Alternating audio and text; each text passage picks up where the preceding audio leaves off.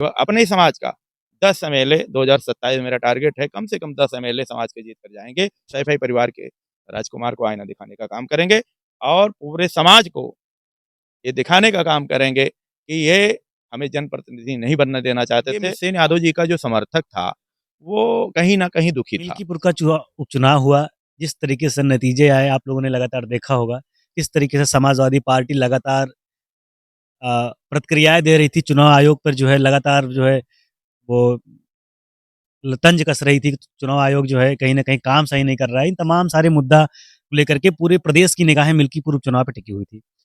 और उसी बीच में मैं आपको बता दूँ कि ये समाज सेवी जो मिल्कीपुर में अपनी एक अलग ख्याति रखने वाले ऐसे शख्सियत का नाम मैं बताना जा रहा हूँ, जो कि काफ़ी प्रभाव इनका रहता है। संतोष यादव, पीताम्बर सिंह इनका नाम है और जो समाज सेवी हैं मिल्कीपुर चुनाव में काफ़ी एक्टिव थे और बीजेपी के लिए जो है इन्होंने काफ़ी काम किया था, जिसका जो है नतीजन ये हुआ कि बीजेपी वहाँ से चुनाव जीती और आज हम उनसे उनसे मिलने के लिए उनके आवास पे आए हैं, उनसे जानने की कोशिश करेंगे कि आखिर कैसा लग रहा है उनको इस जीत में जो है। सबसे पहले स्वागत है आपका। बहुत-बहुत धन्यवाद युवा पत्रकार साथी। देखिए, मिल्कीपुर का जो चुनाव था, ये घमंड को एक बड़े व्यक्ति के घमंड को चूर-चूर करने वाला था।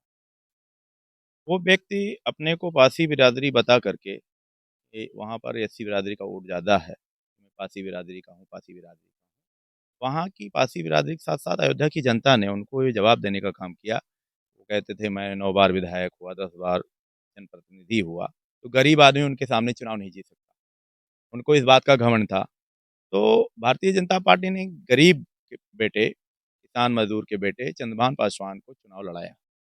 मैं ये पूछना चाह रहा हूँ कि इस समय जो अजीत प्रसाद थे और ये चंद्रभान पासवान जी थे, इन दोनों लोगों में जो है क्या अंतर आपको नज़र आता है? क्या खूबी इन दोनों लोगों में नज़र आती है? मैं आज आपको बता दूँ चंद्रभान पासवान की जो छवि है, वो एक सच्चे समाज सेवी की है। वो किसान मज़दूरों के बीच में रहते हैं, सबको अस्पताल ले जाकर के इलाज कराना, कंबल बाँटना, आग, पानी, बिजली की समस्याओं को लेके अधिकारियों के यहाँ लड़ना। जनता की समस्याओं से वो लगातार रूबरू थे और जनता का काम कराते थे, गरीब थे। इसलिए अवधेश प्रसाद का एक घमंड था कि मैं इतना बड़ा नेता हूँ, समाजवादी पार्टी का राष्ट्रीय महासचिव हूँ और इसी बात को लेकर के जनता ने वहाँ अवधेश प्रसाद के घमंड को चूर-चूर करने का काम किया कि जनता की जो सेवा करेगा, जनता उसको जिताएगी, आपके राजकुमार को चुनाव नहीं जिताएगी। ये संदेश भारी वोट से 61-62 हज़ार से जिता करके चंद्रभान पासवान को जनता ने ये संदेश देने का काम। आप लगातार एक्टिव थे, चुनाव में बीजेपी के लिए प्रचार कर रहे थे। आपको क्या लग रहा है कि जो है सेन समर्थकों जो है कितना असर रहा है इस चुनाव में? देखिए, मैं आज आपको बता दूँ, राजनैतिक चेहरे से अगर आप देखेंगे, तो वहाँ बाबूजी के बेटे स्वर्गीय मित सेन यादव जी के छोटे बेटे, पूर्व मंत्री आनंद सेन यादव जी, क्योंकि उनको चुनाव लड़ना है, समाजवादी पार्टी में हैं, तो समाजवादी पार्टी के लोग जहाँ वो रहते हैं, काम करते हैं। लेकिन ये परिवार अवधेश प्रसाद का परिवार हमेशा उनकी राजनीतिक काट करता रहा। कई बार उनकी वजह से बाबूजी को सपा छोड़कर बसपा में जाना पड़ा, दूसरे दलों में जाना पड़ा, निर्दल चुनाव लड़ना पड़ा। तो बहुत संकट झेला है सेन परिवार और उनकी जो राजनैतिक परिस्थिति थी, उसको समय-समय पर बदलने का काम अवधेश प्रसाद का कुनबा करता रहा। तो इस बात से मिल्कीपुर की जनता पूरी तरह चिर-परिचित थी और उसको मौका नहीं मिल रहा था कि कब हम अवधेश प्रसाद से बदला निकालें। और इस बार जब चुनाव हुआ उपचुनाव तो मित सेन के समर्थकों को चुपचाप ये आभास हो गया कि इस बार मुझे अवधेश प्रसाद से बदला लेने का मौका मिला है। मित सेन समर्थकों का बहुत असर रहा और उन्होंने जम करके अपनी भड़ास निकाली और भाजपा के प्रत्याशी चंद्रभान पासवान को भारी मतों से जीता। क्या लग रहा है इसमें जो है मित्रसेन के परिवारों को अखिलेश यादव ने काफ़ी कहा ये जा रहा था कि मना चुके हैं, मान चुके हैं, तो क्या लग रहा है कि उन लोगों जो है अंदर जो कलह थी। देखिए, मैं आज आपको बता दूँ, पूरा इतिहास हो सकता है आप ना जानते हों। बाबूजी की राजनीति में और स्वर्गीय मुलायम सिंह यादव की राजनीति में बहुत फ़र्क था और उनकी राजनीति में मुलायम सिंह का कोई योगदान नहीं, उनके परिवार का। जब वो राजनीति करते तो फैज़ाबाद मंडल में समाजवादी पार्टी 2-4-5 हज़ार वोट पाया करती थी। वो पूरे पूर्वांचल में जनता की खिदमत करके, किसान मज़दूरों की सेवा करके, उनकी लड़ाई लड़ के अपने दम पर नेता बने थे। लेकिन जब मंदिर मस्जिद का दौर आया और हिंदू मुसलमान का दौर आया, तो उस समय नेताजी बार-बार मिल्कीपुर जाते रहे और बोलते रहे कि भाई हम आप भी चुनाव लड़ाते हो, हम भी चुनाव लड़ाते हैं, वोटों का बँटवारा हो जाएगा और दूसरे लोग चुनाव जीत जाएँगे, तो क्यों ना हम लोग साथ आ जाएँ। ऐसे उन्होंने डीपी यादव के साथ किया, ऐसे रमाकांत-उमाकांत के साथ किया, ऐसे बालेश्वर और भालचंद्र के साथ किया। बहुत सारे क्षत्रप उनके साथ आए, लेकिन जैसे ही आकर के उनका साथ दिया, उसके बाद में उनका बार-बार टिकट काटना, उनको मंत्री पद ना देना, उनको जलील करना, मतलब और फिर टिकट काट कर जब वो दूसरे दल में जाए तो उनको दल बदलू कहना, अपने लोगों को लगा-लगा करके उनको धीरे-धीरे उनकी राजनीति को बिल्कुल मिट्टी में मिला दिया। तो इसकी वजह से मिसेन के जो समर्थक हैं, वो बहुत गुस्से में हैं और मैं उस गुस्से का इज़हार आपने मिल्कीपुर की चुनाव में देखा भी होगा। आने वाले समय में उस पूरे मंडल में, मैं फिर आपके चैनल के माध्यम से कहना चाहता हूँ कि जिस तबके का नाम लेकर के वो राजनीति करते हैं, उस तबके का सिर्फ़ वोट लेते हैं, लेकिन राजनैतिक भागीदारी देने की जहाँ बात आती है, वहाँ सैफई परिवार बिल्कुल भी सुनता नहीं है और कहता पीडीए, पीडीए क्या है? पीडीए सोनू सिंह, मोनू सिंह हैं, पीडीए राजा भैया हैं, पीडीए संतोष पांडे हैं, पीडीए अभय सिंह हैं। आप बताओ कि वहाँ के बड़े-बड़े माफियाओं को आप चुनाव जितवा करके पीडीए के लोगों को मरवाने का काम करते हो, जनता सवाल नहीं करेगी। क्या आप जानते हैं कि आप साइकिल बता-बता करके भाजपा का डर दिखा करके पिछड़ों का आप वोट ले लेंगे? वो क्या दिन राम नाम का मुद्दा पीढ़ी पे भारी पड़ गया क्या? देखिए भगवान राम का को अपमान करके हिंदुस्तान में कोई राजनीति नहीं कर सकता और समाजवादी पार्टी के नेता भी मजबूर हुए हैं, अब जय सिया राम कहते हैं, पहले नहीं कहते थे। अब तो मथुरा का मंदिर बनने वाला है, वैसे भी समाज अब भारतीय जनता पार्टी की तरफ आकर्षित हो रहा है और बहुत से नौजवान हमारे पोस्ट पे लिखते हैं कि यादवों के विरोधी हैं, तो मैं उनसे कहना चाहता हूँ, देश भर की जितनी विधानसभाएँ हैं, उन विधानसभाओं में पूरे देश में अखिलेश यादव के प्रदेश में 111 विधायक हैं, लेकिन भारतीय जनता पार्टी के यादव समाज के पूरे देश में 175 विधायक हैं और एक मुख्यमंत्री भी है। इससे पहले भी बाबूलाल गौड़ को एमपी का मुख्यमंत्री बनाया गया था और नेताजी से पहले रामनरेश यादव भी कांग्रेस पार्टी से मुख्यमंत्री रहे। तो जो लोग ये बताते हैं यादव समाज को नेताजी ने ज़रूर बढ़ाया, नो डाउट। लेकिन ये कहना गलत होगा कि सैफई परिवार ने ही समाज को आगे बढ़ा दिया, ये गलत होगा। भगवान श्री सिर्फ हम लोगों के आदर्श हैं और उनके चिन्हों पर चलते हुए यादव समाज ने बहुत आसमान की ऊँचाइयाँ छुई छुई हैं।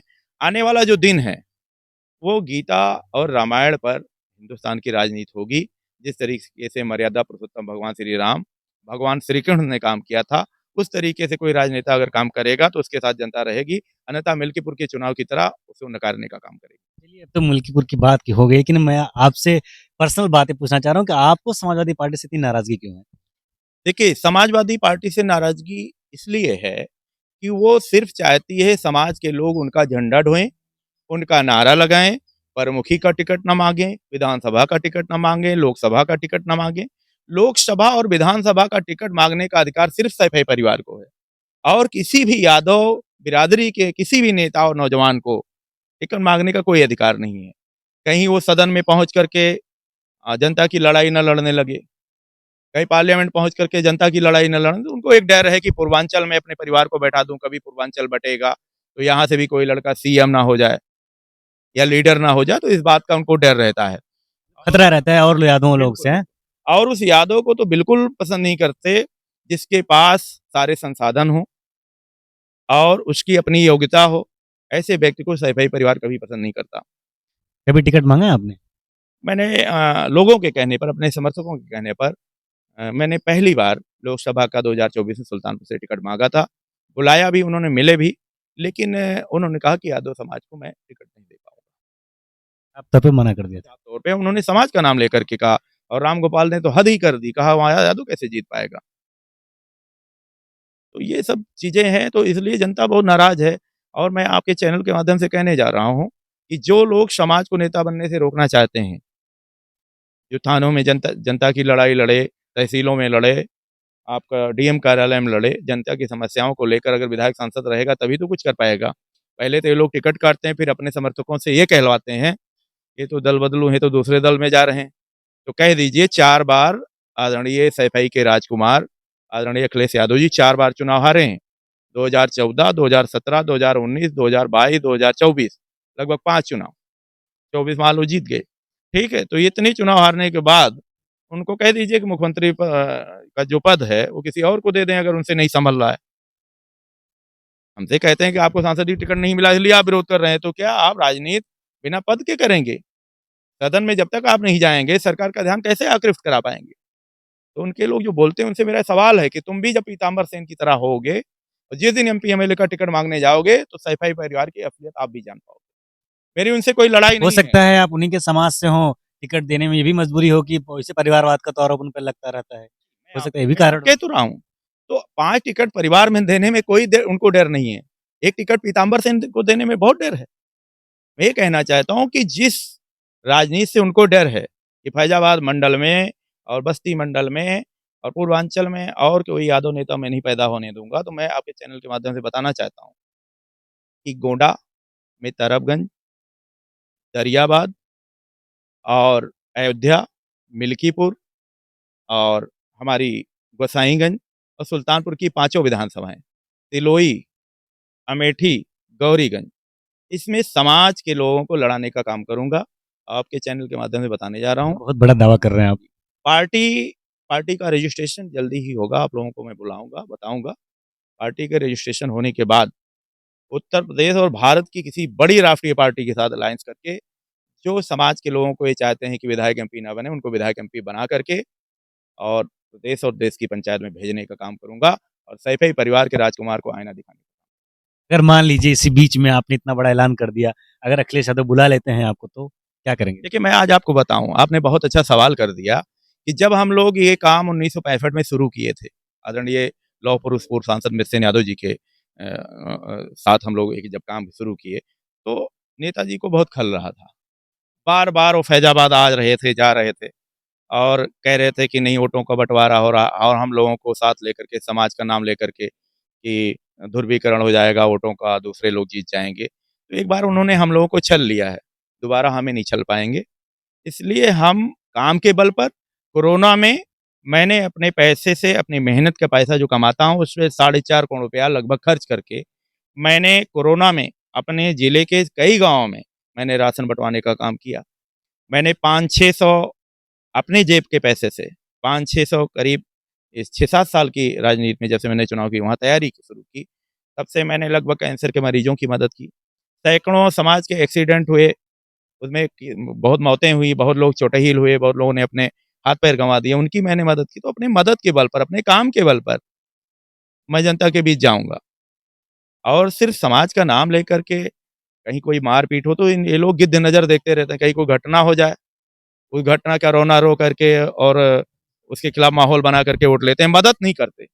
मैं मदद के बल पर, जनता की सेवा के बल पर इस पूरे मंडल में बाबूजी की राजनीति को फिर से ज़िंदा करने का काम करूँगा और लगभग जिस समाज को ये चाहते हैं कि वहाँ वो सदन ना पहुँचने पाए, लोगों की जनता की सेवा के बल पर, आप लोगों के बल पर आज इस मंडल से लगभग 10-10 नौजवान समाज के आज प्रदेश की पंचायत में पहुँच रहे हैं। आपने अभी कहा कि किसी राष्ट्रीय पार्टी से जो है अलायंस करके चुनाव लड़ेंगे, तो कौन-सी पार्टी वो हो सकती है जिससे आप अलायंस कर सकते हैं देखिए, इन ये फ्यूचर में? भविष्य के गर्त में है। भविष्य के गर्भ में इसलिए है कि अभी पार्टी का रजिस्ट्रेशन नहीं हुआ है और चुनाव आयोग में मेरी फ़ाइल गई है, ठीक है? जले जैसे ही रजिस्ट्रेशन हो जाएगा, तो देश के कई छोटे-छोटे दलों के साथ बड़ा राष्ट्रीय अधिवेशन करूँगा, उसमें लाखों की भीड़ होगी और प्रदेश और देश के बड़ी-बड़ी हस्तियाँ उसमें आएँगी और तब मैं वो बात तब मैं उसका ऐलान करूँगा। क्या लगता है आपकी क्षमता को या आपके परिश्रम, मेहनत को अखिलेश यादव पहचान नहीं पाए क्या? देखिए, मैं आज आपको बता दूँ, जब कोई छोटा व्यक्ति बड़ा काम करता है और करने से पहले बोल देता है, तो लोग उसका माखौल उड़ाते हैं, ठीक है? इसलिए नेताजी जब 93 में पहली बार पार्टी उन्होंने बनाई थी, तो लोग कह रहे थे कि वो सीएम नहीं हो पाए, पहली बार वो सीएम हो गए। तो मैं तो एक गरीब रिक्शावान और एक जूता सिलने वाले के व्यक्ति के बीच में भी मैं प्रधानमंत्री देखता हूँ। मैंने अब्राहम लिंकन को पढ़ा है, इसलिए मुझे पता है कि जनता की सेवा के बल पे कोई भी मुकाम हासिल किया जा सकता है। बात बहुत-बहुत धन्यवाद। देखिए, पूरी देखिए उपचुनाव में जो है बड़ी भूमिका रही इनकी। आप लोग को हम बता दें कि अखिलेश यादव समाजवादी पार्टी लगातार चुनाव आयोग पे आरोप-प्रत्यारोप लगाती रही है। लेकिन उसके बीच में एक बड़ी अपडेट हम आपको ये भी बताते हैं, जो मित्रसेन परिवार के जो सेन परिवार था वहाँ पे मिल्कीपुर में, वो काफ़ी नाराज़ था।